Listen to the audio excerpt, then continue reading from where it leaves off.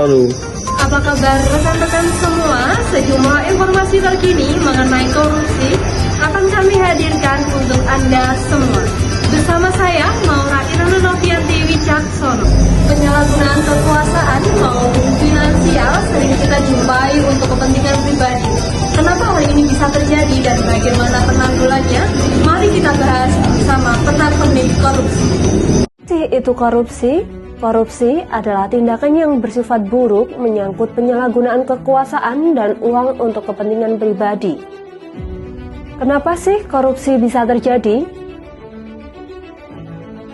Korupsi bisa terjadi dari beberapa faktor internal, yaitu sikap tamak, gaya hidup konsumtif, dan moral. Faktor eksternal yaitu sosial, hukum, politik, ekonomi, dan organisasi.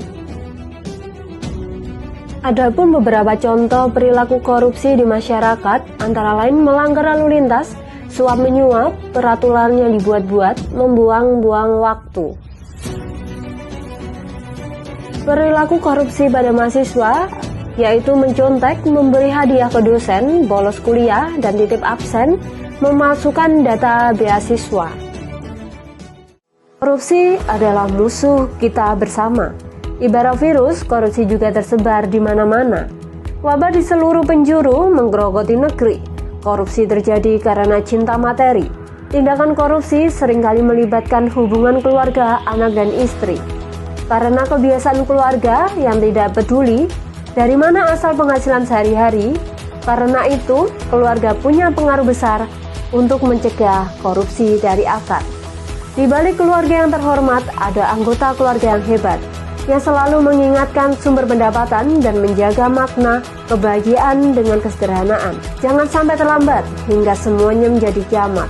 Ditangkap penegak hukum, menghuni rumah tahanan bertahun-tahun tidak pulang, melihat keluarga dari kejauhan, rasa sesal yang berkepanjangan. Karena itu, mulai cegah korupsi sejak dini dari rumah kita sendiri.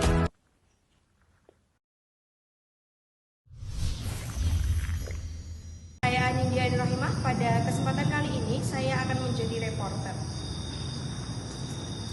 Permisi Mbak, saya ingin menanyakan apa arti korupsi menurut Anda dan bagaimana cara menanggulanginya? Korupsi menurut saya yaitu perilaku yang tidak baik. Bahkan banyak orang yang mengetahui hal tersebut bahwa korupsi sendiri itu sangat-sangat merugikan pihak lain atau diri kita sendiri. Dan bagaimana cara untuk menanggulangi atau mengatasi sebuah korupsi di Indonesia juga dengan cara pemerintah memberikan hukuman yang lebih tegas kepada seseorang yang sering korupsi, yang lebih jeli lagi untuk menangani hal-hal tersebut. Oke, terima kasih. Saya Robi Prasetya, kali ini saya akan menjadi reporter. Saya akan menanyai beberapa orang. Mas, ya, kepada Anda, Mas, bagaimana korupsi menurut pendapat Anda?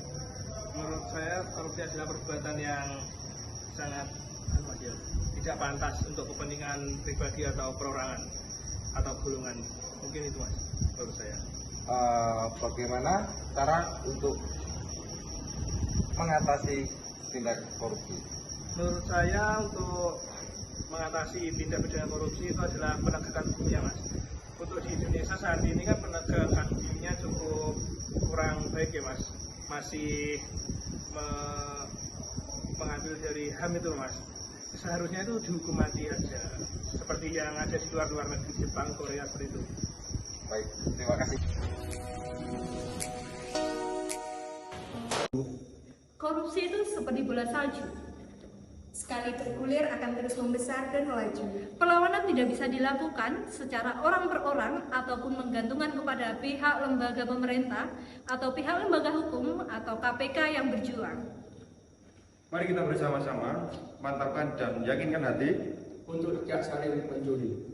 Bersama kita tekadkan Anti korupsi.